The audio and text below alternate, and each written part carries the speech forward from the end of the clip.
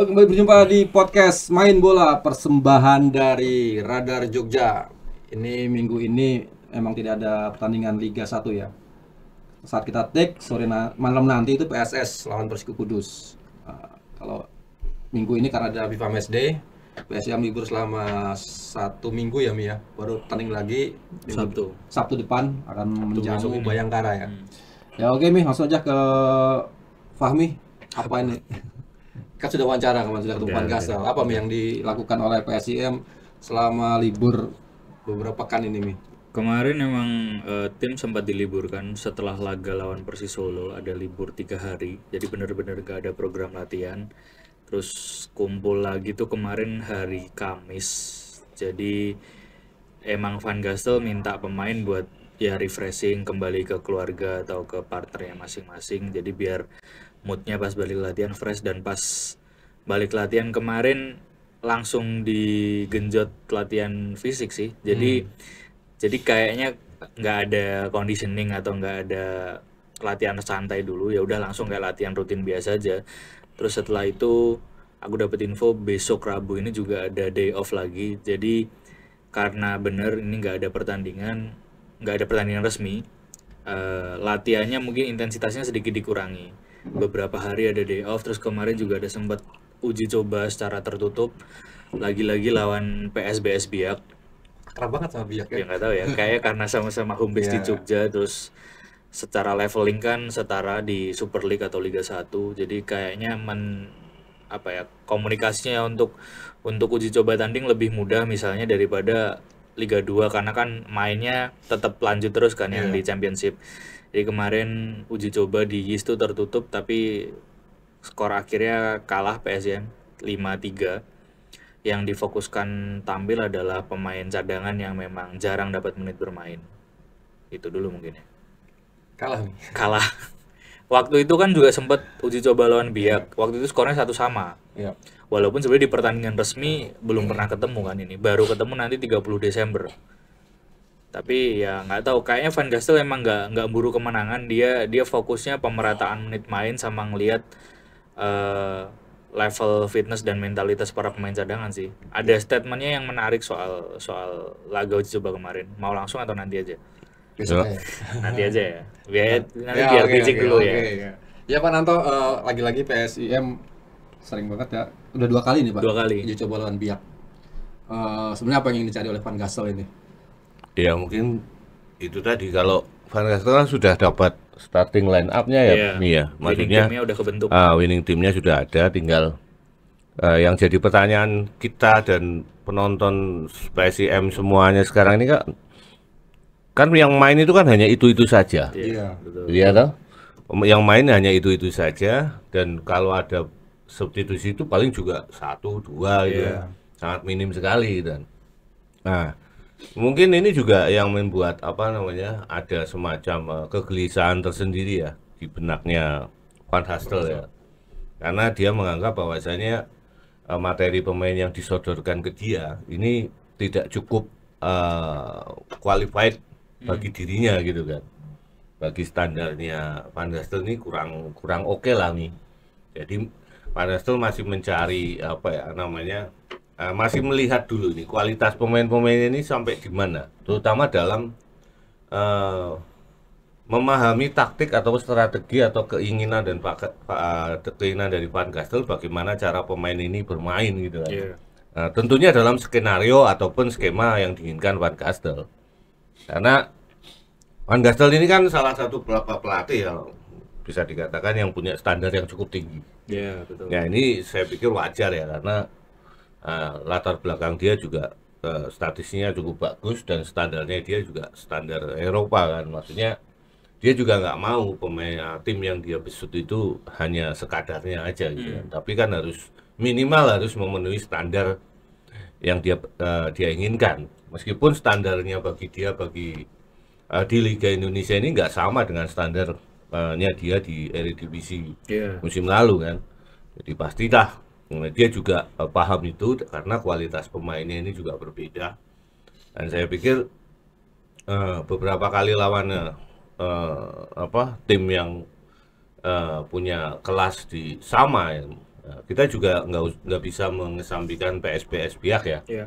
Meskipun tim ini bisa dikatakan sangat bestie ya dengan PSIM ini, tapi ini saya cukup salut dengan PSBS yang benar-benar meladeni lah, memberikan ruang bagi PSIM untuk melakukan uji coba. Padahal secara kasta mereka itu ada di satu kompetisi yang sama, di musim yang sama juga, dan sama-sama berjuang di musim ini gitu kan, di kompetisi ini. Nah, saya pikir ini cukup unik karena jarang ada misalnya di jeda kompetisi, misal kayak Liga Inggris lah contohnya, Manchester United ada jeda kompetisi atau international break gitu kan, kemudian dia uji coba dengan Everton. Kan nggak pernah ada seperti itu. Iya, pasti level atau liganya beda. Ya, pasti liganya juga beda, dan kalau dia cari pasti kan ya paling di kompetisi yang 3 level di bawah dia kan. Kalau nggak dari misalnya luar Inggris sekalian. Luar Inggris pun dicari, jangan sampai mereka itu sama-sama tim yang berkompetisi misalnya di European League ataupun di Champions League gitu kan. Berarti juga dicari timnya. Tapi ini memang cukup unik ya, mungkin karena bestie itu tadi ya. PSBS juga merasakan bahwa dia dapat tempat di Jogja gitu, kemudian semua kru, pelatih ataupun pemain juga berteman juga ya. Karena mungkin kan dengar-dengar juga PSBS ini pemainnya banyak nginep di satu penginapan yang sama gitu kan, satu apartemen yang sama. Latihannya pun juga banyak di JIS. Jadi kalau di JIS itu kan ada 2 lapangan. Dan mereka sering ketemu kan. Iya, jadi sering latihan sesnya berbagi bareng. tempat gitu ya. Benar. Jadi ini sebuah keharmonisan olahraga yang cukup bagus ya, meskipun secara status mereka ini sama-sama tim profesional. Jadi ya saya pikir ini keuntungan sendiri bagi PSIM ya. Ada partner yang setiap saat mereka dimintai untuk uji tanding itu mereka siap gitu kan. Dan selama uji tanding ini kan nggak ada hal yang mengkhawatirkan ya, nggak ada bentrok pemain, nggak ada yang cedera gitu kan. Nggak ada, karena malah terlalu sering ketemu. Iya, sama-sama menjaga diri mereka sendiri kan. Tapi kan hasilnya kan juga bisa diperoleh oleh Van Hastel ya. Di Van Hastel bisa melihat bagaimana sih tim pemainnya ini bisa beradaptasi dengan strateginya. Ini paling penting gitu kan. Ini paling penting. Dan kemarin kelihatannya juga belum banyak pemain yang bisa memuaskan dia kan? Bisa dibilang kayak gitu.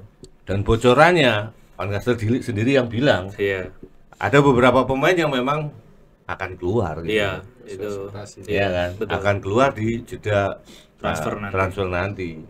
Dan yang jadi pertanyaan lagi kan, kemungkinan besar PSIM justru nggak menambah pemain. Tapi saya agak nggak percaya sih sama statement itu kan politis banget statementnya. Nggak punya uang, nggak akan nambah, itu kan ya cuma kalimat penenang aja kan. Siapa tahu malah nanti jor-joran di tengah musim.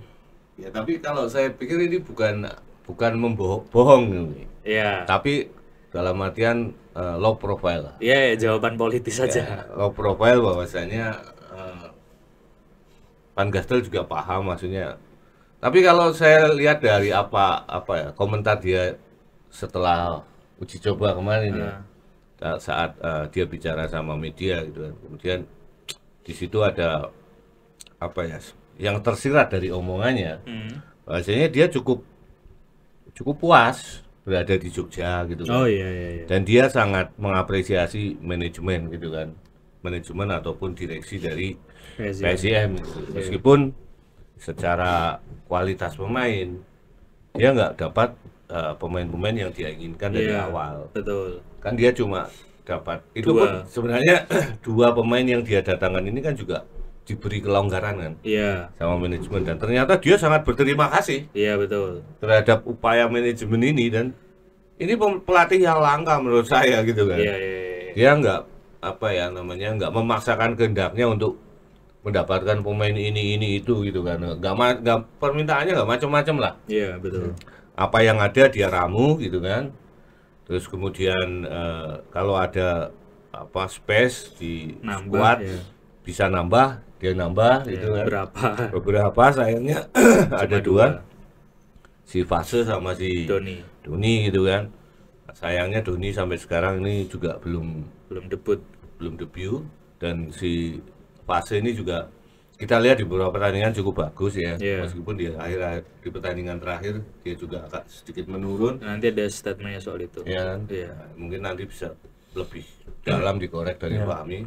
Nah, saya pikir kalau dari sisi profiling ya, dari Van Gastel ini seorang pelatih yang maksudnya nggak banyak tuntutan gitu kan, Iya. ke manajemen gitu Iya. kan. Dia justru menuntutnya ini ke pemain. Iya, betul. Jadi dia menuntut pemain agar bisa mensejajarkan dengan menstandarkan dengan apa yang dia inginkan dalam skema tim ini. Dan saya pikir ini wajar kan. Dan bagi kita yang selama ini nonton mengamati karakter atau perilaku pelatih di Liga Indonesia dari tahun 2000 sampai tahun 2025 ya, terutama saya ya Mi ya. Iya. Nah, kamu mungkin 2000 belum ya Mi ya? 2010-an saya baru nonton. Ya, kalau saya 2000 itu sudah mulai bersinggungan gitu loh Mi. Maksudnya sudah mulai berinteraksi dengan pelatih Iya. secara langsung. Ya. Ya dalam kapasitas saya sebagai jurnalis tentu. Kalau sebelum tahun 2000 ya saya sebagai penonton saja. Ya kan, saya sebagai penonton saja hanya mengamati dari luar. Kemudian dari tahun 2000 saya mulai masuk ke dalam ya itulah hiruk pikuk tim-tim sepak bola yang ada di Indonesia, termasuk karakter pelatih, pemain asing, bahkan karakter kitman juga kita tahu gitu kan, supir bis juga kadang tahu gitu. Jadi ini menurut saya pelatih yang cukup unik ya, karena nggak minta macam-macam, apalagi dia pelatih asing. Biasanya pelatih asing datang ke sini kan dia minta ini itu gitu kan. Dan saya pikir PSIM beruntung lah dapat Van Gastel ini ya. Dan kalau dilihat dari cara kerjanya pun, cara kerjanya ini masih dalam artian kalau kita lihat ini masih sangat realistis gitu kan. Maksudnya nggak aneh-aneh itu loh. Iya. Kan ada banyak pelatih yang aneh-aneh gitu kan. Dulu saya ada pelatih satu dari Australia gitu kan. Dia pelatih yang umurnya agak sedikit senior Mi. Tapi kalau malam, wah dia nggak pernah absen. Dugem gitu. Dugem. Ya dia memang mengakui bahwa saya nggak bisa hidup di hutan, dia bilang gitu. Iya. Ya dia nggak cuma dugem sih, cuma dia ya kalau malam dia keluar nongkrong lah gitu kan. Karena di Solo nggak ada tempat diskotik, dak dikduk ya dia nongkrongnya di kafe gitu.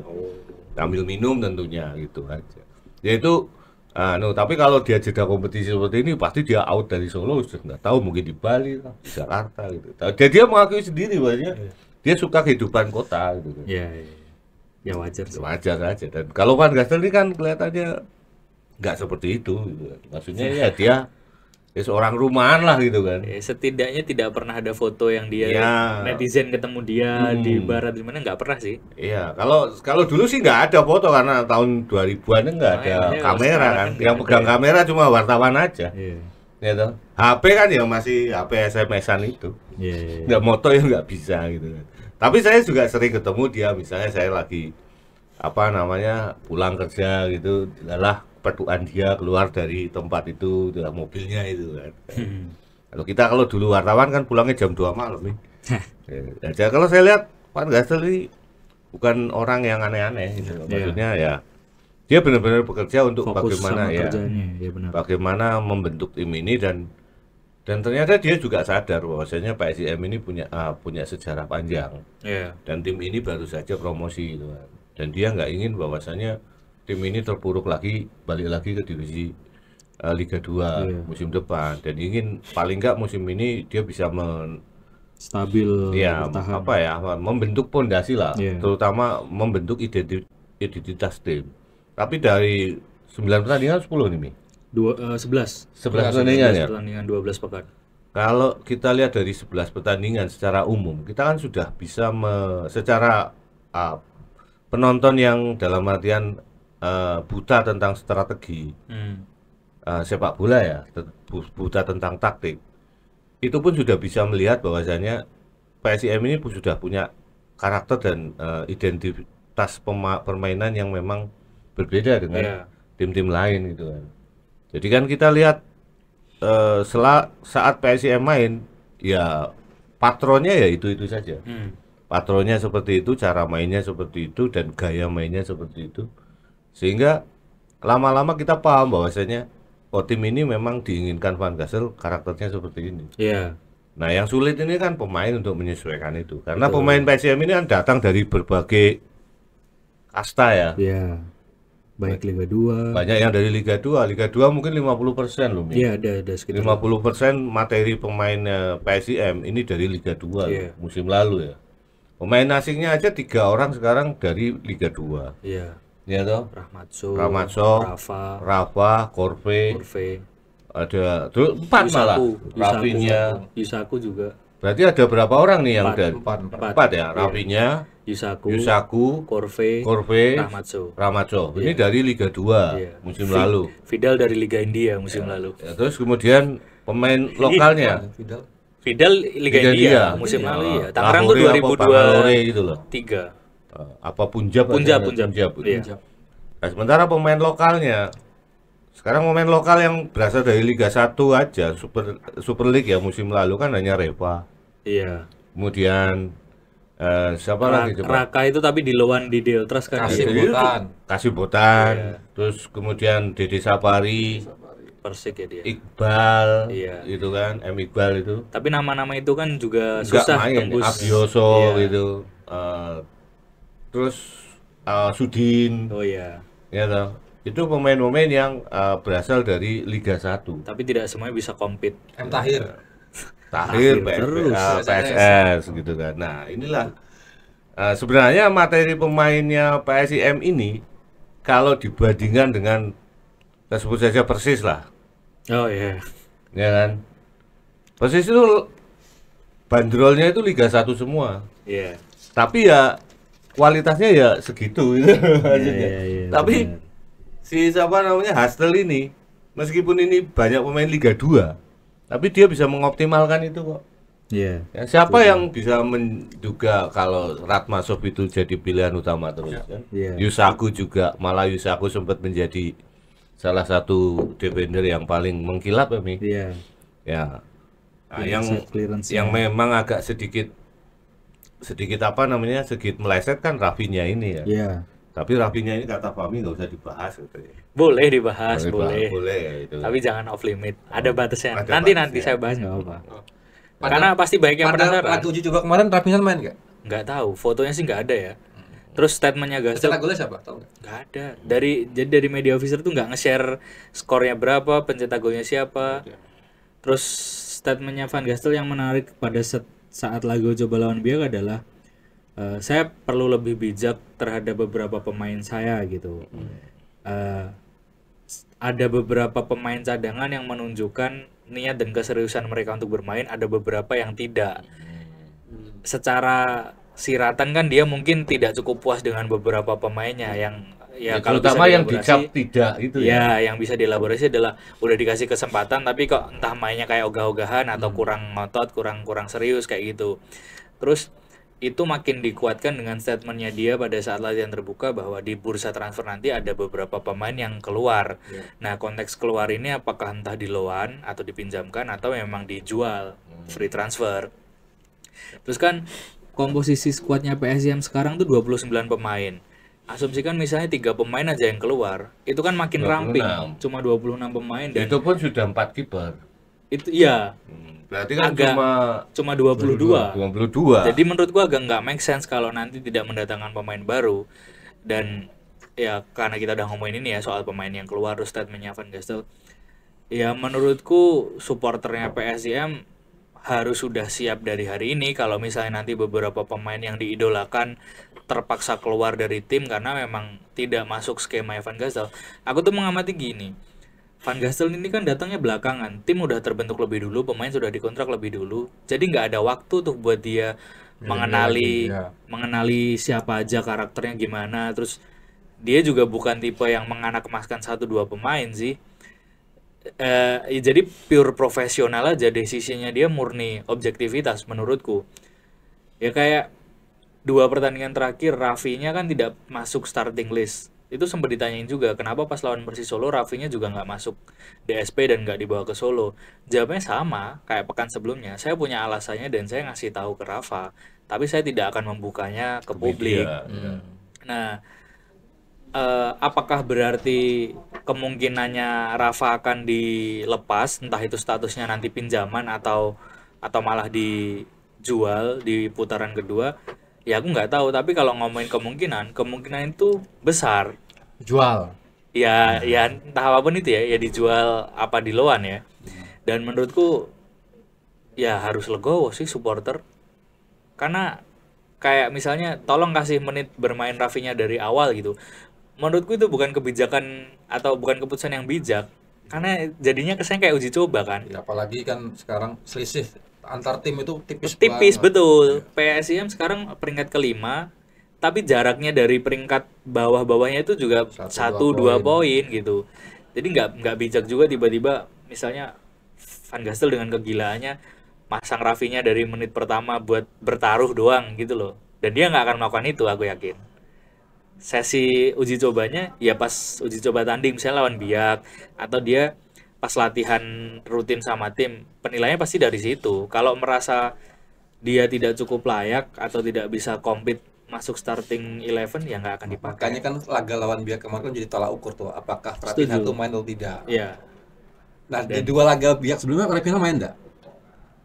di uji coba pertama dia main, Yang lawan Biak itu. Iya. Cetak gol enggak? nyetak kasih seingatku. Nah kemarin tuh nggak tahu karena kan source atau sumberku memang hanya dari foto-fotonya dari ini kan tim PSM kan. Di situ sih nggak ada kelihatan Rafinya dimainkan ya. Ya, emang agak berat situasinya. Terus ini di sesi latihan terbukanya PSM tuh Rafinya sempat menambah porsi latihan sendiri.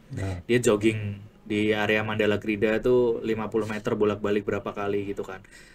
Pemain yang lain tuh udah ganti, udah mandi. Terus kan aku nunggu di area locker room, bukan locker room ya. Pokoknya area masuk Stadion Mandala masuk, Krida itu. Di situ ada Rahmatso. Aku ngobrol lah sama Rahmatso gitu. Tough situation for him, aku ngomong sama Rahmatso. Ini situasinya berat ya buat Rafinya, dan dia kayak ya maksudnya apa ya, menyeratkan ya ini emang situasi yang sangat berat buat dia gitu. Rafinya latihan sendiri, terus ya dia juga gimana ya, ya raut wajahnya, terus ya emang beda. Aku tuh ada sisi kasihannya juga ngelihat dia kayak gitu, nggak dapat menit bermain, terus belum bisa maksimal ketika dikasih menit bermain ya.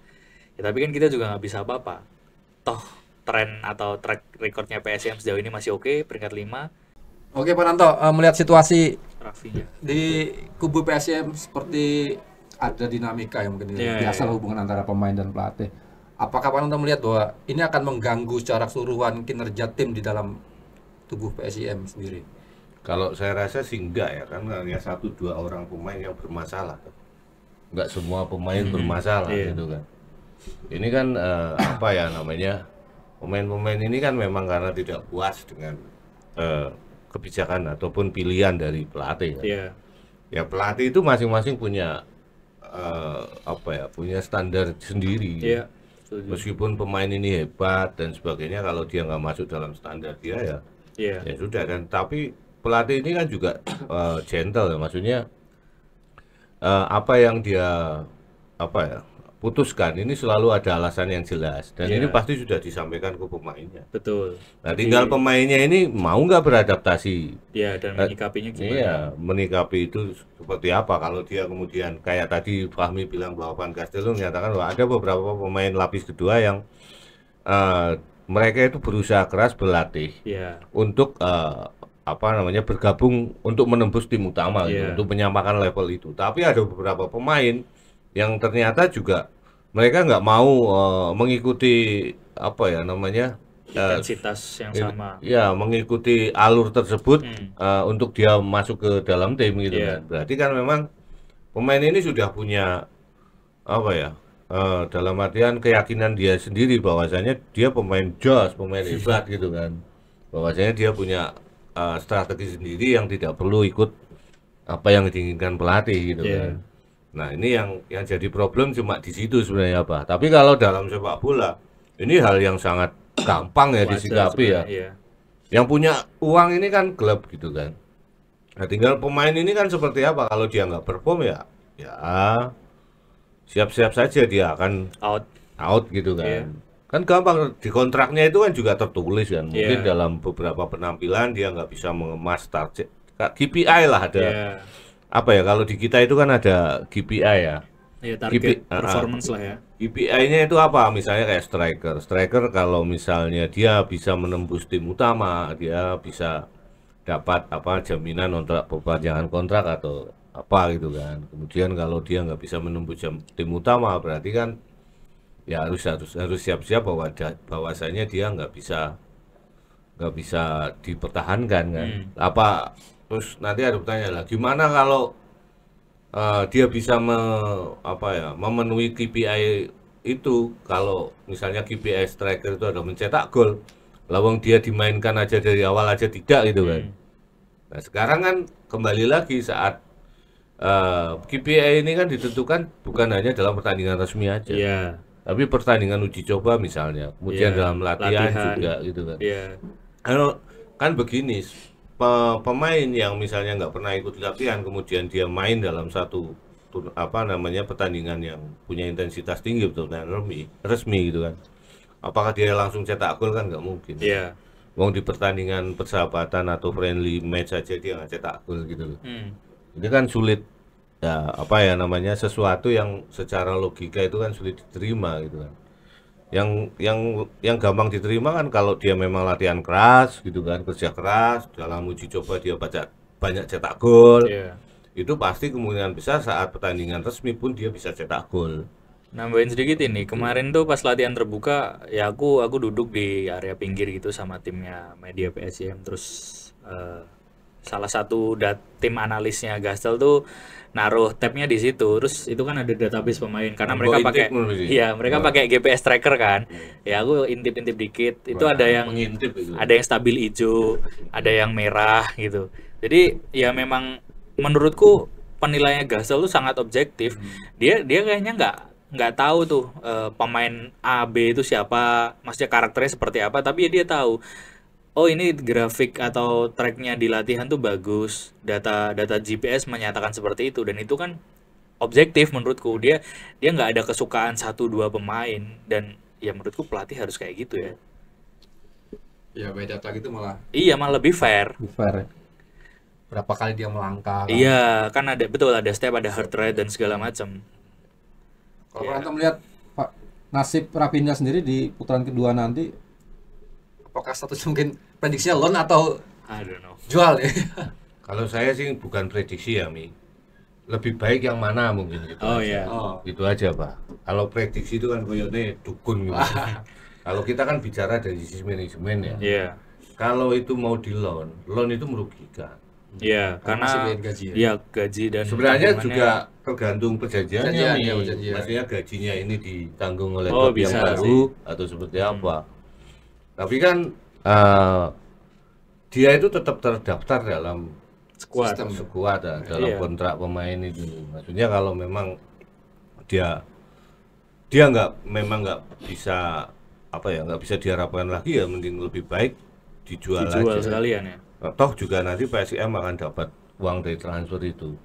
Sekarang di Liga Indonesia ini kan sudah sangat familiar ya, bahwasanya klub itu sudah berani membeli pemain. Ya kan, tidak seperti dulu. Yang free transfer. Mereka menunggu sampai kontrak pemainnya habis, gitu kan. Atau pemainnya kemudian menebus kontraknya dia sendiri. Gitu. Nah sekarang kan enggak, kayak contoh beberapa klub itu yang di musim lalu itu banyak yang membeli pemain yang sebenarnya masih terikat kontrak aktif di klub-klub lamanya itu. Dia beli nggak pinjam, dibeli gitu kan. Nah, apalagi sekarang dengan persaingan yang sangat ketat di Championship ataupun Liga 2, Superliga ya. Superliga. Saya pikir Raphinha ini masih jadi komoditas yang sangat bagus untuk tim lain. Untuk bisnis PSIS. Dalam artian apa ya? Untuk tim lain ini sangat oke gitu. Tapi saya ngelihatnya kok, semoga saya salah. Chance-nya dia untuk bisa di tim Liga 1 atau Super League kecil sih. Ya paling larinya ke Liga 2 atau Championship atau Liga Kamboja. Waduh. Enggak, maksudnya kalau tetap di Liga Thailand lebih susah, Bro. Maksudnya kalau tetap Liga Indonesia kemungkinan sih akan di Liga 2 ya larinya. Ya kita belum tahu nih. Siapa tahu dari Liga 1 Super League ini juga ada yang pengen untuk dapatkan itu. Cuma cuma kemungkinan besar kalau kita berandai-andai ya. Iya. Kita hitung-hitung peluangnya atau chance-nya itu. Kemungkinan besar memang dia akan sangat menjadi hot item itu di Champions Ya, League. Liga 2. Ya, betul. Dan saya pikir kalau dia pun harus turun menjadi main di Champions League, saya pikir dia nggak akan apa namanya, nggak akan keberatan. Selama jaminan menit main ya. Kalau saya yakin kalau di Champions League, Championship. ya, dia pasti punya jaminan itu. Ya. Karena dia, mohon maaf dalam artian dia 2 musim kan, Di PSM. PSM dan sebelumnya di PSCS. Iya, betul. Ini dia sudah punya portofolio. Ya, di Liga 2 betul. Iya, dan itu mungkin orang bilang bahwasanya pemain ini sangat berpengalaman di Liga 2, Mi. Iya. Kayak siapa tuh yang jadi spesialis juara Liga 2? Ada satu gelandang tuh kalau ada rival Astori. Rival Astori. Iya. Ya, Steve itu ya. Tapi dia di PSM nggak bisa waktu itu. Nggak bisa ngangkat. Oh, Tapi iya. kalau Rafinya ini kan nilai pasarnya lebih di atasnya rival Astor. Iya, betul. Gitu kan, dengan segala macam track recordnya dia waktu di PSIM, PSCS, apalagi di PSIM ya. Iya. Dia menjadi sosok yang sangat sentral, bisa dikatakan dia menggendong tim lah. Kalau dalam tanda kutip kan banyak orang ngomong bahwa PSIM digendong sama si Rafinya untuk promosi gitu kan. Ya. Misalnya ada orang lain yang menganggap bahwa itu tidak seperti itu, ya semoga ini kan masih debatable. Gitu. Iya. Tapi ada beberapa orang yang menganggap seperti itu. Nah, itu kan yang dipahami oleh beberapa tim bahwasanya Rafinya ini akan cocok main di Liga 2. Dan sekarang klub-klub Liga 2 ini kan sudah mulai berbenah. Iya. Ya kan? Saya kan baru nonton Liga 2 tahun ini ya. Maksudnya tahun kemarin dan tahun-tahun sebelumnya itu nggak ngikutin secara intens. Saya tuh nggak tahu. Mungkin kita diskusi sekarang nih, Pak. Apakah memang betul tim-tim Liga 2 sudah berbenah, jadi kualitasnya juga makin bagus, atau sebenarnya masih ada gap yang kelihatan? Kayak contohnya gini. Corve itu kan musim lalu di Persiraja. Saya lihat statistiknya dia, 21 pertandingan di Persiraja dia 14 gol, 3 assist. Sejauh ini di PSIM 9 pertandingan dia baru nyetak 1 gol. Gapnya kan lumayan jauh nih dari gol dan assistnya dia. Apakah karena level yang dihadapi sangat berbeda jauh atau gimana? Karena level yang dihadapi berbeda jauh. Jadi kalau kamu tanya apakah levelnya sekarang sudah intinya mendekati ya? Iya. Belum. Oke. Masih ada perbedaan. Perbedaannya itu cukup lebar. Sangat lebar. Nggak usah jauh-jauh PSS Sleman dengan materi pemain seperti itu yang mengandalkan banyak pemain mempertahankan pemain lama, sekarang ada di atas kok. Padahal asingnya cuma 3 dan Padahal musim lalu mereka itu degradasi. ya terseok-seok ya. Dan sekarang kayak Barito itu musim lalu dia terdegradasi. Sekarang dia di bawah atas. dikdaya banget di Liga 2 ya. Iya. Karena gapnya ini terlalu jauh. Iya, Gap kualitas permainan ya, pemain ya. Jadi kalau Rafinya turun ke Liga 2, Bisa dia akan sih. jadi raja. Iya. Dia pasti akan jadi raja lagi. Entah di tim apapun loh ya. Iya. Yang penting tim yang misalnya 4 besar lah. Apakah itu di Persela ataupun di Deltras. Apalagi sekarang tim-tim Liga 2 ini kan punya ambisi yang sangat luar biasa. Iya.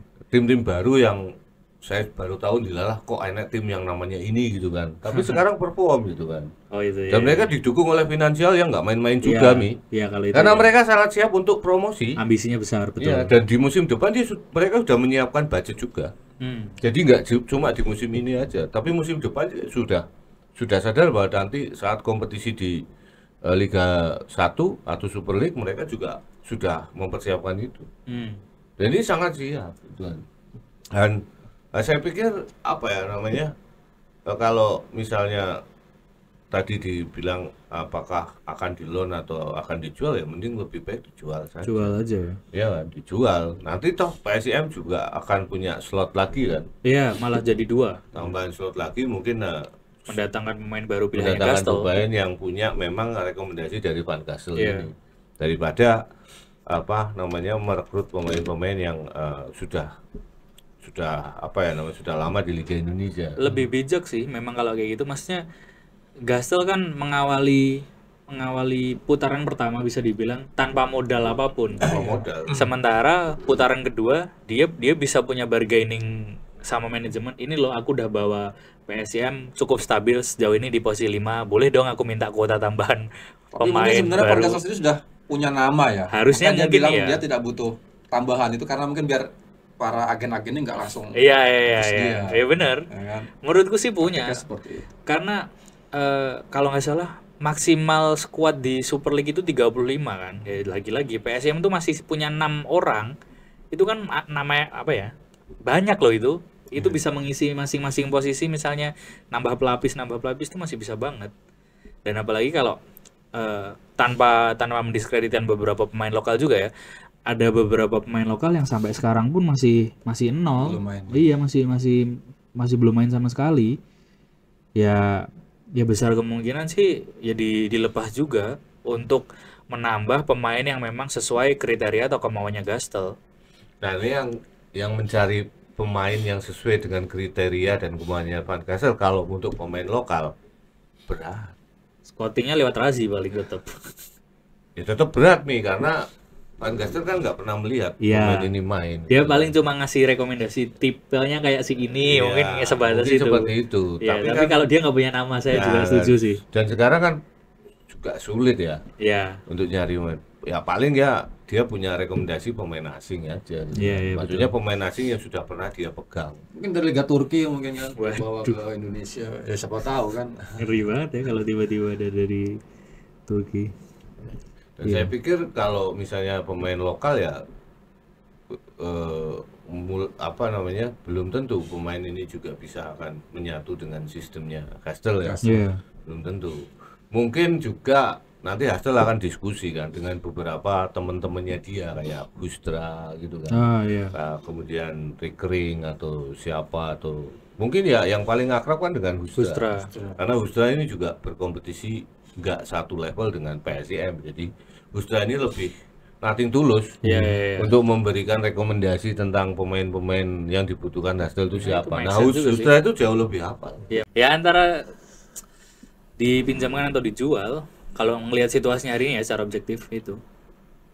Tapi saya lihat memang pemain-pemain pilihan Van Gassel terutama pemain asing itu banyak disiplinnya luar biasa sih, terutama kayak Ya pilihan dia kan cuma dua. Ramos. Itu bukan pilihan Gastel. Donny Wawerdam sama Anton Pasel. Ah. Kemarin tuh saat liburan itu itu Senin, Selasa, Rabu kan libur. Nah, Senin Iya. tuh Doni sama Anton dan ngajak Anton tuh mulai ini mereka latihan berdua ya? berdua. Anton tuh pakai sendal selop ya. Iya. Latihan ngangkat beban. Iki orang ngapa ya. Iya, tapi emang mereka Rajin kemana-mana mereka. berdua. Mereka kemana-mana berdua dan kayaknya emang ada ya karena kulturnya sama-sama dari Belanda, terus dua-duanya ini kan pemain yang bisa dibilang datang terakhir di tim kan, jadi proses adaptasinya juga mungkin beda dibanding teman-teman yang lain. Jadi paling deket secara sekilas memang ya masing-masing tuh Anton sama Doni, Ahmad Sotu sama Rafa. Dan artinya kan mereka memang aware ya terhadap perkembangan fisik Iya, mereka ya. iya, Nggak betul. cuma latihan tuh nggak cuma harus diperintah sama wasit, sama pelatih. Iya, gitu kan. mereka bikin program sendiri sih rata-rata. Doni sih memang untuk sekarang belum ada update-nya, maksudnya perkembangan terkini, kondisi recovery. Tapi jalan udah biasa kan? Iya nggak betul. pincang kok. Udah nggak bawa Ya. alat bantu jalan juga.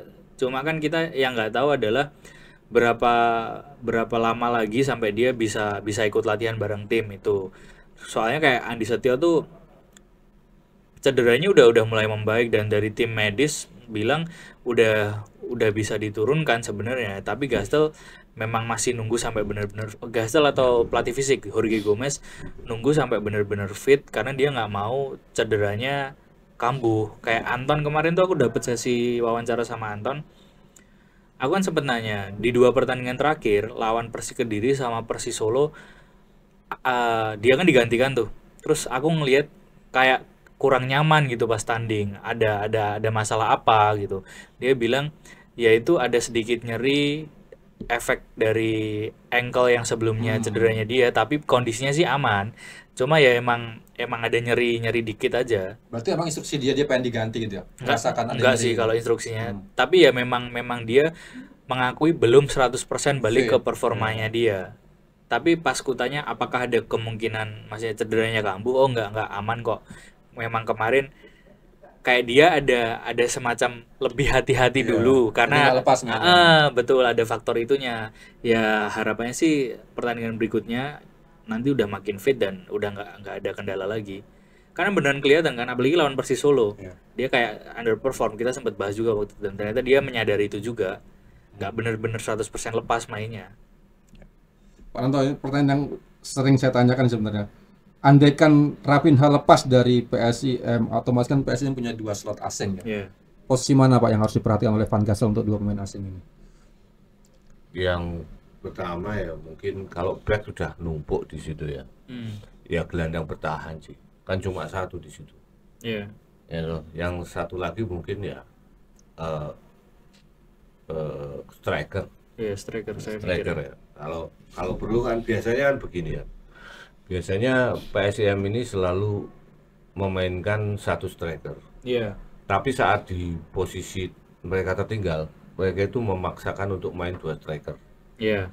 Nah, selama ini yang dimasukkan itu kan pasti Raphinha.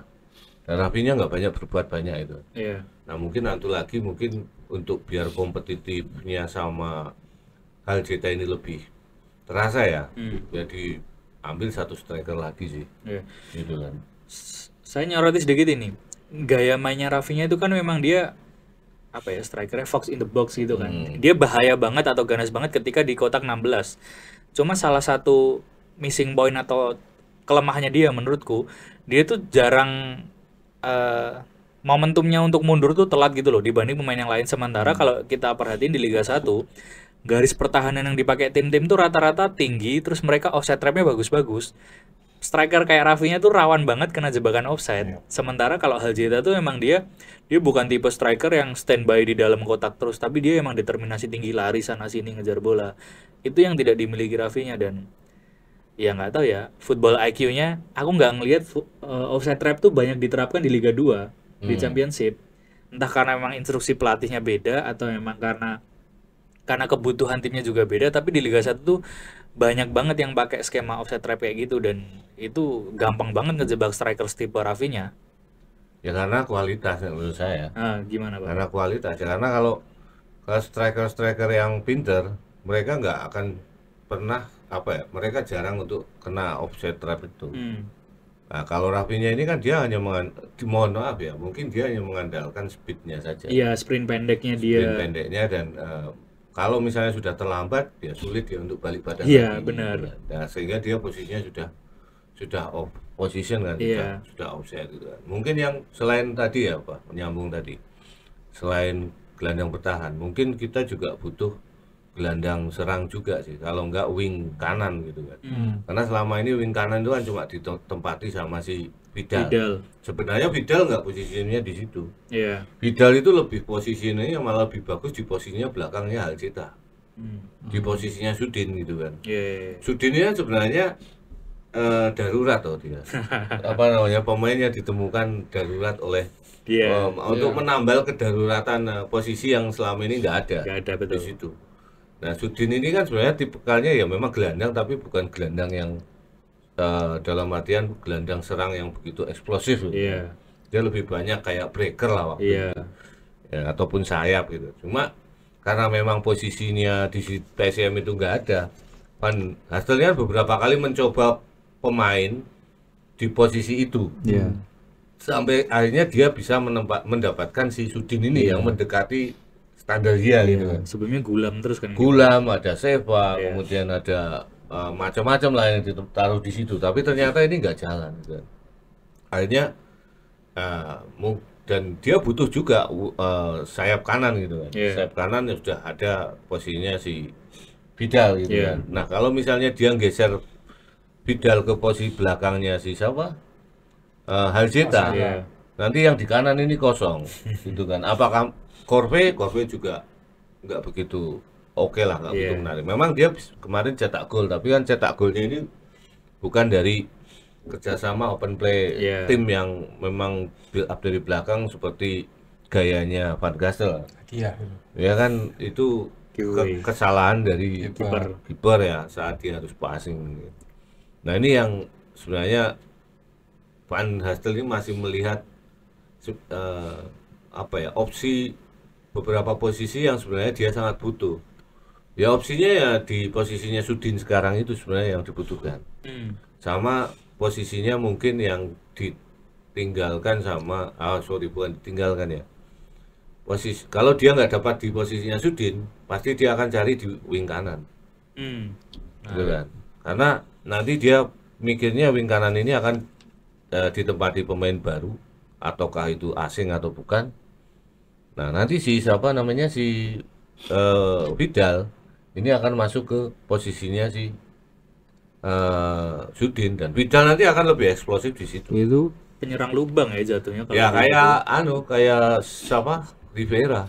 Iya, Persebaya gitu. Jadi kan. kayak free roll juga, akhirnya Ya. dia mau kemana aja bebas, bener. Jadi kalau Valente itu kan Dia fokus di IMF bisa malahan nanti. dia mengatur serangan ya, mengatur ritmenya itu seperti apa dan menjaga keseimbangan sebenarnya di situ. Iya, Nah, kalau Ramazov ya sama lah, dia pendampingnya Iya, tandemnya pivot. tandemnya si siapa namanya Valente. Valente. Kalau Valente ini kan nggak punya, dalam artian dia sisi defensifnya itu mungkin lebih persentasenya lebih kecil. Iya. Kalau si Ramazov ini kan defensifnya mungkin sampai 70%. Iya. Ya. Nah ini apa ya namanya, komplimen yang cukup bagus ya antara si Vidal sama bukan Vidal sama Valente sama dengan Ramazov. Ramazov gitu. Iya. Cuma kalau Ramazov ini nanti cedera atau akumulasi kartu ini kan juga repot Nggak ada lagi. gantinya. Nggak ada gantinya. Iya. Ya kan dia harus memanggil Pak Gulam juga, ya kan, Iya. harus memainkan Gulam. Sementara kualitas Gulam itu kan ya masih dalam, ya kita nggak usah berbohong lah, kita nggak usah bohong bahwasanya mungkin kualitasnya belum sama dengan yang dipunyai oleh Ramazov. Ya, apalagi berapa pertandingan terakhir dia udah nggak main. Udah nggak masuk dalam skema malah Iya, ya. Dan malah banyak Seva juga yang masuk gitu. Iya, sebagai cadangan. Iya. Mungkin itu Pak, jadi dua posisi itu yang masih dibutuhkan gitu kan. Dan di putaran kedua pun saya rasa untuk mencari pemain lokal itu lebih susah daripada pemain asing mungkin ya. Mungkin Pemain bisa lokal siapa aja. sekarang yang menonjol untuk Oh iya, yang menonjol bisa ya, main nggak untuk banyak. Liga 1. Iya, yang Untuk menonjol kompetisi ya. Liga 1 Kalau kan. menurut saya bisa iya, bisa tidak. Maksudnya bisa gampang, bisa saja sulit. Gampangnya begini, sekarang karena regulasi 11 pemain dikontrak, Ya. kemudian 9 Bench. masuk di starting line up ya, Iya. 7 dimainkan. Otomatis kan pemain lokal yang sebenarnya punya kualitas bagus ya, Iya. yang tersingkir. Witan aja sekarang sudah nggak jadi pilihan pertama di Persija. Iya, betul. Dewangga itu beberapa kali parkir terus. Nggak Pertama pernah geser main sama ya. Afriza siapa? Hah? Pemain PSM dulu Siapa? yang di Liga 2 itu yang bagus itu. Sayapnya itu Siapa ya? pemain PSM, penjemian dari Persija. Arlians ya. Arliansa Ali. main ini Arli ya. Persija, tapi Ali. sekarang udah Udah jarang Udah dapat. jarang lagi. Iya. Ya kan? Nah itu Oh, itu bisa ya harusnya. iya, Lagi. jadi sebenarnya Witan. banyak stok, Iya, benar. banyak stok sebenarnya pemain Apalagi yang lokal timnas di kelompok Liga umur 1. ya. Iya, timnas U23 sekarang lagi banyak nih. Dan sekarang kayak misal nggak usah yang pemain junior ya. Hanusa brother itu, Hanusa bersaudara di Persib itu Nggak dapat tempat ya dia. nggak dapat tempat. Dewangga juga nggak. Apalagi Dewangga gitu Iya. kan. Sekarang kualitasnya Dewangga itu kan kita tahu sendiri kan. Di tim selalu lain dia pasti starting itu. nggak usah tim lain, timnas lah. Iya, Ya, eranya Sintayong kan jadi pilihan juga. iya, betul. Ya, toh. Kemudian Syahrian Abimanyu sekarang di mana? Kediri atau Madura ya? Kediri dia nggak pernah main. Oh, iya. Atau Madura gitu. Iya. Saya lupa itu. Iya, antara tim itu. Itu kan pemain-pemain yang beberapa musim lalu, tahun lalu itu berseliweran di timnas Iya, benar. dan Mas punya punya kualitas dan dia bisa lah bersaing dengan pemain-pemain asing yang ada di Liga 1. Iya. Tapi kan banyak hilang sekarang. Ya. Jadi menurut saya ya tinggal bagaimana nanti PSIM ini bisa memilih ya. Sekarang pilihan untuk pemain lokal malah justru banyak sekali. Ya. Kalau pemain asing ya pasti diambilkan dari pemain yang belum pernah main di Liga Iya, Indonesia. pasti dari luar, betul. Ya kan. Mau ambil dari Liga 2 juga PSIM terlalu banyak lah ambil pemain dari Liga 2. Dan kayaknya kalau Liga 2 pilihannya juga nggak banyak karena satu tim aja di Liga 2 cuma 3 asing kan. Kayaknya besar kemungkinan mereka mau Ya, apa lepas. main apa Ijolan sama Inje itu rapinya di barter sama Inje gitu kan. Tukar tambah ya. Inje kan juga memenuhi kriteria untuk masuk dalam penyerang lubang itu kan. Iya, bisa dia. Ya mungkin saja kita nggak tahu kedepannya seperti apa. Tapi mungkin juga PSS juga nggak mau karena itu aset dia kan. Iya. Terus ya banyak lah pemain-pemain lokal sekarang banyak sekali yang dalam artian camat ya, Iya, dengan mati di tim Superliga gitu kan. iya sih benar. Persib itu loh banyak banget. Iya, itu jadi 2 tim sendiri bisa itu. Ya Persib banyak, Persija juga banyak gitu kan. Kemudian Persebaya. Persebaya kalau mayoritas Persebaya itu kan banyak pemain-pemain lokal yang datang dari Diorbitkan dari kompetisi iya. internal mereka ya.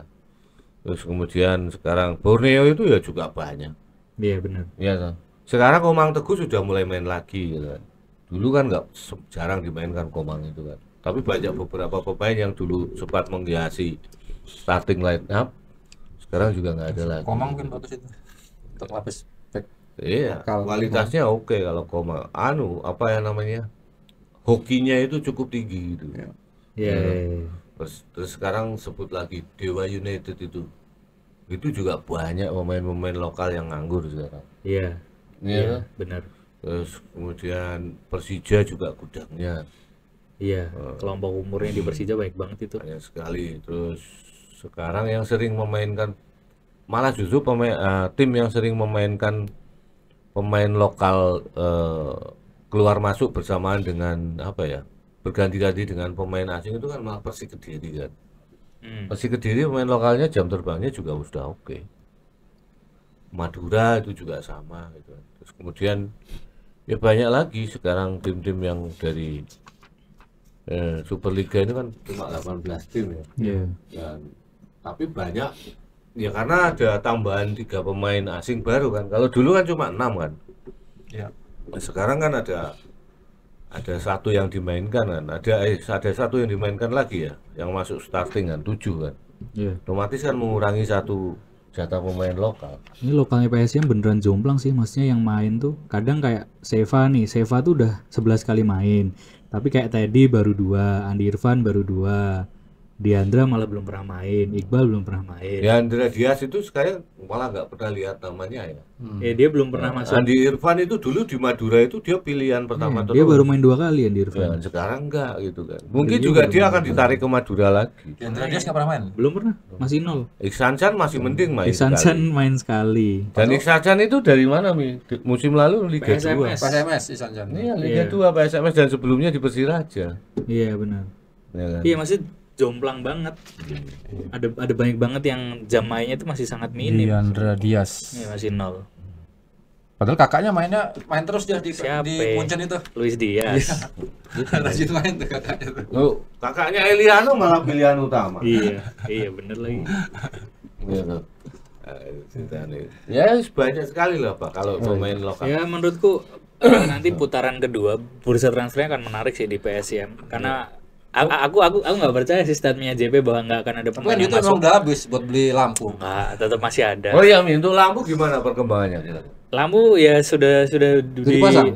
ya sudah dipesan, sudah di kalau pasang nggak tahu ya. Kayak besok pas lawan Bayangkara baru kelihatan tuh. Tapi kalau dari estimasinya selesai Desember harusnya udah ya. Sekarang udah pertengahan November nih. Lawan Bayangkara sore lagi main. Sore lagi. Berarti belum pakai lampu ya? Belum full. Belum Jadi tambah itu ya? belum. Pokoknya dipakai main malam pertama itu 30 Desember. Kalau saya lihat sih masih perawatannya fokusnya rumput-rumput. Iya.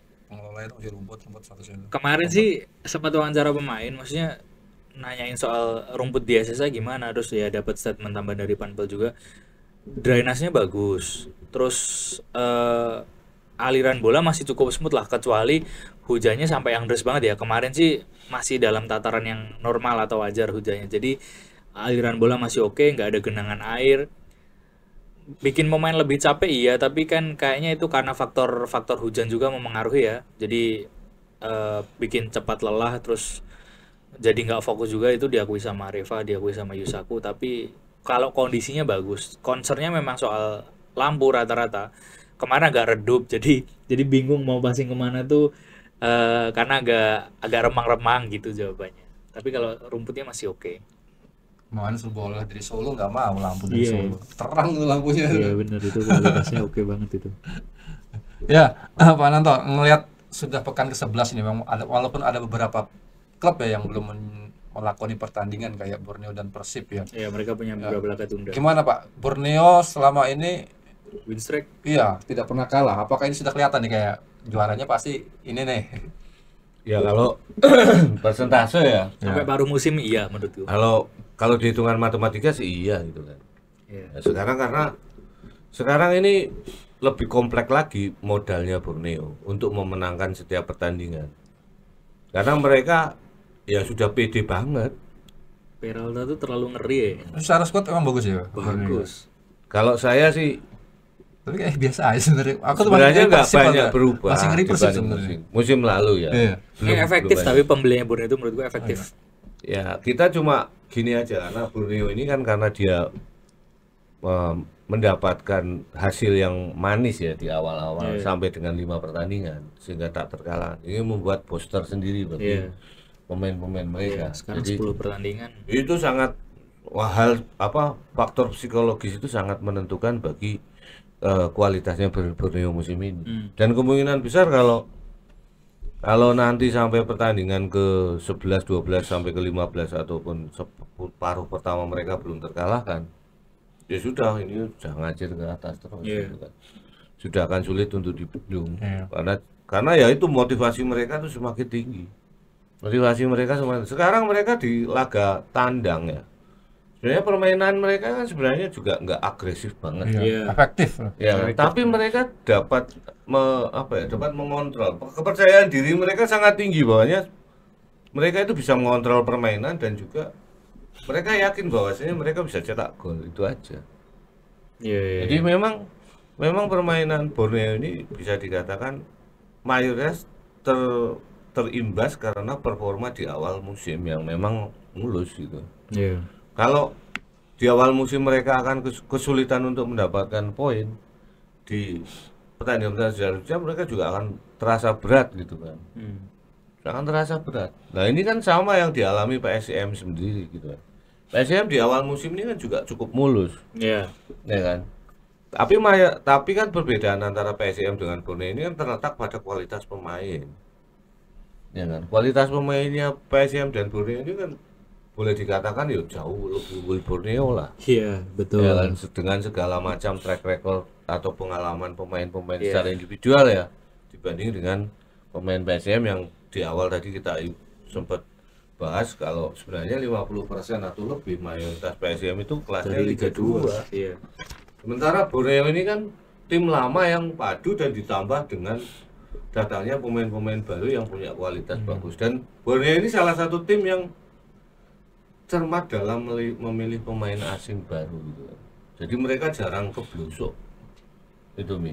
Iya. Sangat cermat mereka. Dan mereka tuh kalau nggak salah punya aplikasi tersendiri ya.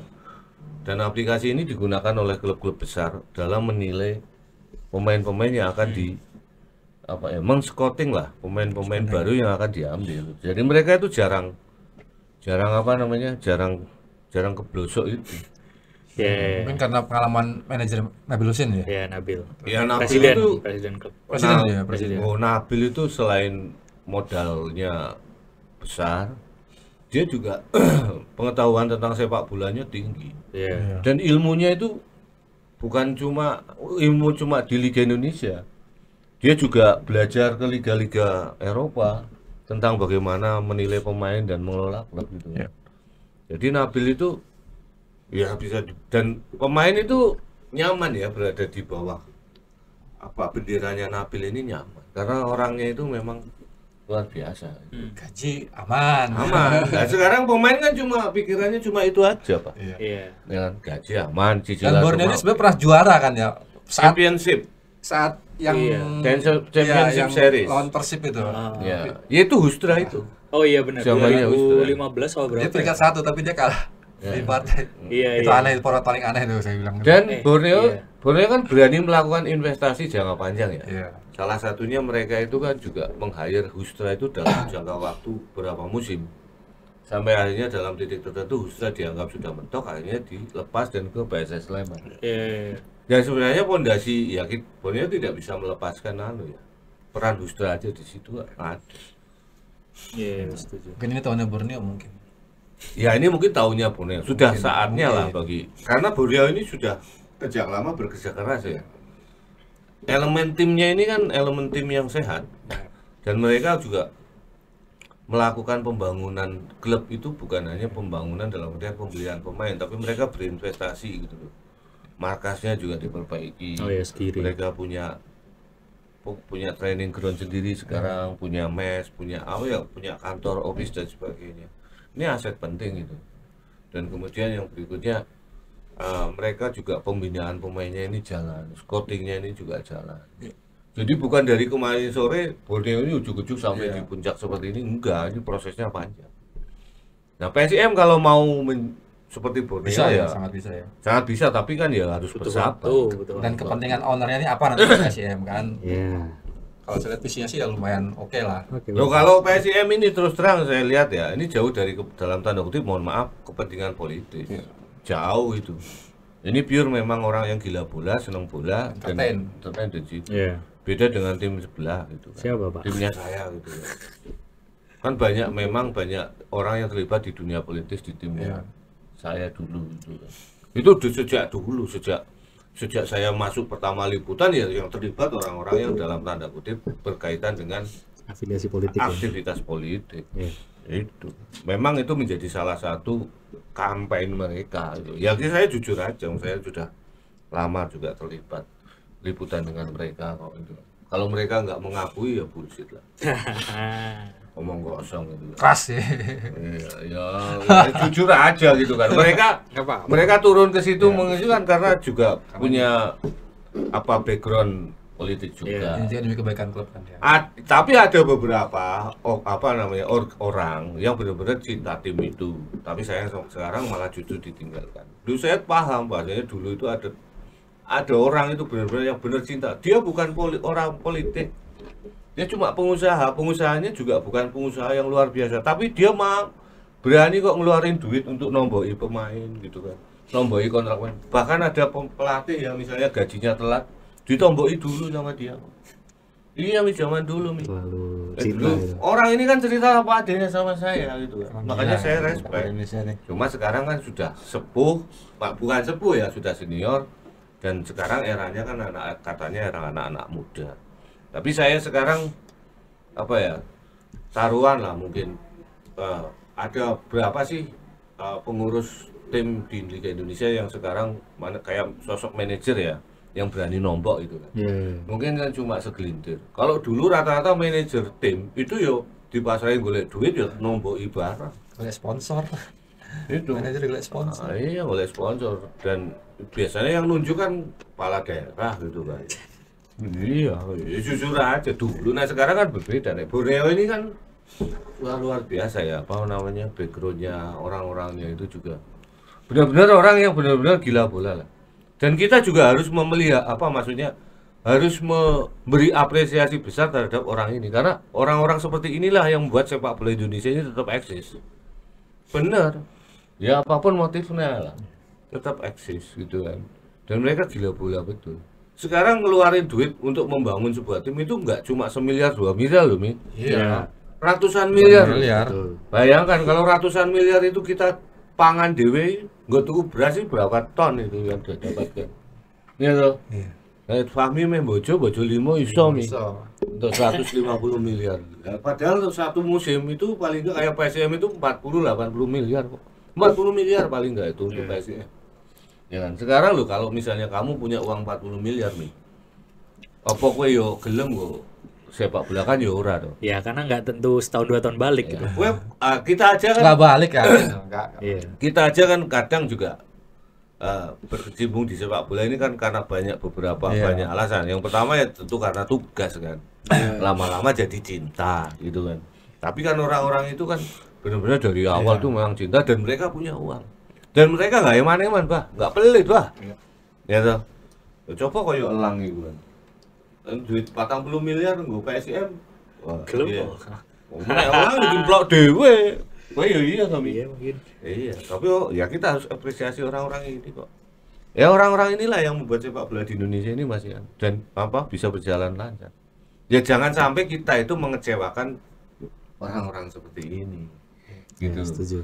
Nah, kadang kan yang bermain kan banyak. Nah, saya kadang juga kasihan sama person-person seperti di belakang layar ini yang sudah luar biasa mengeluarkan uang, ternyata malah dikhianati oleh dalam tanda kutip beberapa oknum yang memainkan uang mereka gitu kan. Makanya bosnya Maluku United itu juga akan marah kemarin karena ada kasus itu kan. Iya benar. Gitu. Sekarang itu duit gak sekarang kita kerja berapa tahun nih ngumpulkan 40 miliar nih. Sampai reinkarnasi saya. Reinkarnasi jadi Bill Gates ya. Iya. Baru bisa ya. Gitu aja. Makanya ini pelajaran bagi kita juga. Nah, kita harus mengapresiasi orang-orang itu. Ya. Enggak semua orang itu mau ngeluarin duit sekarang. Coba Fahmi misalnya duwe pacar ngono. Entuk kayak duit sak yuta nggon traktir pacare cik mikir. Iya. Iya Rami. Iya benar. Mereka loh ngetok kayak 40 miliar untuk orang lain gitu loh. Demi apa? Demi mereka itu pengen melihat sepak bola yang bagus gitu. Demi nama PSIM ini tetap terangkat gitu. Mereka nggak punya motivasi apa. Konsorsium yang di balik PSIM sendiri ya seperti katanya ada di Bali United, yang Bali United sekarang kan track on the track ya, entertainnya yang bagus. Dan sudah terbuka kan dia mereka itu. Ya udah IPO. Ini sebentar lagi Persebaya juga katanya mau IPO. Tapi memang untuk klub sepak bola, untuk menjauhkan dari hal-hal yang berbau politik atau menjadi tumpangan, IPO ya. Ya harus IPO. Iya. Kalau IPO itu sudah, Jadi itu milik manajemen publik. jadi lebih sehat juga. Lebih sehat dan lebih terbuka, lebih transparan. Karena itu laporan keuangannya setiap tahun pasti kan dipublis kan dan diaudit. Iya. Gitu kan. Kita bisa melihat di situ. Dan tampaknya kalau saya lihat laporan keuangannya untuk tahun ini untung tuh Bali. Oh Bali. Ya, Iyalah Bali. Untung dia. Tapi sebelumnya memang rugi terus. Ya karena Bali udah mengemasnya itu jadi entertain juga kan. Ya. Jadi kayak ada paket. Maksudnya kalau klub-klub Eropa aja wajar tuh ada paket turnya juga. Kayak Bali udah mulai menuju ke sana kan. Cuma stadionnya jauh banget. Iya. Jauh banget stadionnya. Iya. Lu murah aja enggak jauh. Dari Ngurah Rai lumayan Pak. Ada apa jenis Dipta Gianyar. Iya. Biasanya dari kota Gianyar ya dekat 1 jam. Iya. Nah, dari Denpasar jauh. Iya betul. 1 jam. Ada di situ sebenarnya ada stadion yang dekat di Denpasar, Samudra. Iya. Stadionnya siapa itu? Presiden Denpasar dulu. Oh, Tapi betul. kecil stadionnya. Iya. Dulu ada Presiden Denpasar, terus kemudian apa Persegi Gianyar. Oh, Persegi. Banyak. Iya. Di Bali itu banyak. Gelora Delta. Delta yang sekarang jadi Deltras itu. Dulu kan Gelora Delta. Gelora Delta dulu, kemudian pindah ke Sidoarjo karena ownernya itu ada di Sidoarjo. Itu dulu Gelora Delta itu ada pemain yang legendaris dari Angola itu. Apa saya namanya itu? Oh, Liga Atangana. Bukan itu Kamerun, Persib. Bandung Raya itu. Dulu ada Bandung Raya, sekarang Oh, sudah Liga mati. Atangana. Tahu ya, saya Bandung Raya. MBR itu juara Liga Indonesia. PBR Saya itu- masih ingat Persib itu dulu awal-awal liga profesional itu satu tim yang nggak mau pakai pemain asing ya, Pak ya. Dan itu Anti lolos pemain asing. semifinal Piala Champion Asia. Itu pemain- zamannya siapa coba? Robi Darwis. Sudah lewat. Udah lewat ya? Itu zamannya Asep Dayat, Pasif Dayat ya. Sutiono. Saya tahu Sutiono karena dia daerah saya dari Banyumas, dari Padik Raja. Yaris Riyadi. Yaris Riyadi. Orang lahir aku, orang lahir. Yusuf Bahtiar. Yusuf Bahtiar. Oh, itu kelas semua. Jajang Nurjaman itu sudah senior sekali waktu itu. Oh, jangan. Terus Budi Yohanes, Budiman Yunus, wingbacknya itu semuanya pelatihnya Indra Thohir. Iya, Indra Thohir. Almarhum. Almarhum ya. Almarhum mungkin ya. Itu salah satu klub yang apa namanya murni pemain Lokal. tapi kualitasnya luar biasa. Juara itu musim pertama. Persib Bandung lawannya Petrokimia Putra, klubnya Widodo itu. Di situ ada Carlos de Melo sama Jackson F. Tiago. Lara itu. Apa Mi yang belum yang kamu wawancara kemarin yang belum disampaikan di Lagi ya? dan mungkin Udah cukup, mungkin nanti aja next episode ini dong buat apa penonton kalau mau nitip pertanyaan nanti kita jawab di episode selanjutnya. Kita Rabu nanti ada spesial, kita ambil gambar di PSIM ya. Nah Markas ya, PSIM. buat Tunggu saya di teman-teman mana? ya. nitip pertanyaan gitu, misalnya mau nanya soal ini, jadi Iya. kita nanti jawabin pas episode. Nanti akan kita buat itu di media sosial kita. Ah iya, boleh tuh. Aku nitip pertanyaan nih. Ya, jangan saya dong. Hah? Apa Pak? Ya nitip sama kamu, aku kan nggak bisa ngomong sama Oh, Van Gassel iya. gitu kan. Apa? Mau nggak Van Gassel jadi pelatih timnas? Waduh, nanti saya yang dihujat Pak. Dicari nanti saya, jangan. Enggak lah, enggak ditanya gitu, udah ditanyakan. Udah sempat tanyain waktu itu. Jawabannya kan dia profesional. Otomatis sama lah. Iya. Tim politis. Oke. Cukup sih. Cukup. Next episode aja nanti sekalian Sejam review. lebih ya, kayaknya. Iya. Ya. Ini Pak, udah Pak. Oke. Oke. Ya, ini ada titipan nih bagi teman-teman yang mungkin yang punya instansi ataupun komunitas bola ya. Kita terbuka untuk latih tanding mungkin ya. Asik. Fun aja. Football fun ya. Waktu nanti kita akan bicarakan, silakan aja DM di akun medsos kita ataupun di WA kita. Nanti akan kita lanjuti. Saat seperti apa nanti tanya aja. Akan ada khusus yang mengelola fun football kita ya, Fun Football Radar Jogja. Oh, ada yang mengelola. Ada Pak. Oh, tapi uangnya rame lumayan. Wah, Asik. ini malah konsing main ini sungguh tua-tua. Iya. Gue bisa main ya Mi ya. Trofeo bisa. Insyaallah. Oke, Insyaallah. sekian dulu ya podcast kita untuk kali ini. Jangan lupa untuk selalu komen, subscribe, dan like ya agar podcast channel kita selalu berkembang, maju, dan bisa menyajikan informasi buat teman-teman semua. Sekian podcast hari ini. Assalamualaikum warahmatullahi wabarakatuh. Waalaikumsalam warahmatullahi wabarakatuh.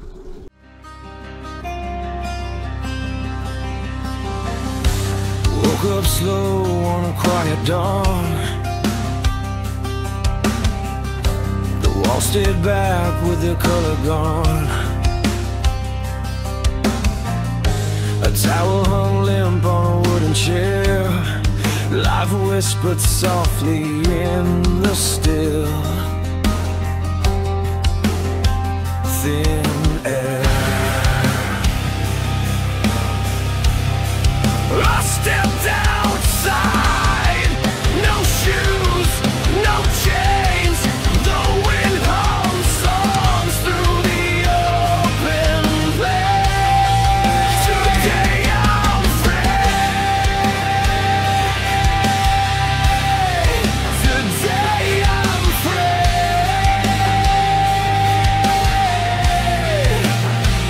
No clocks, no logs, just sky and me, the earth beneath, the sun above. Today I'm free. In a world I love,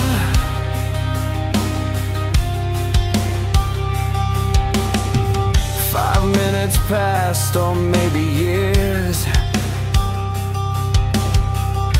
Feel stretched wide, dissolving fears. The grass sang stories beneath my feet. Time dissolves.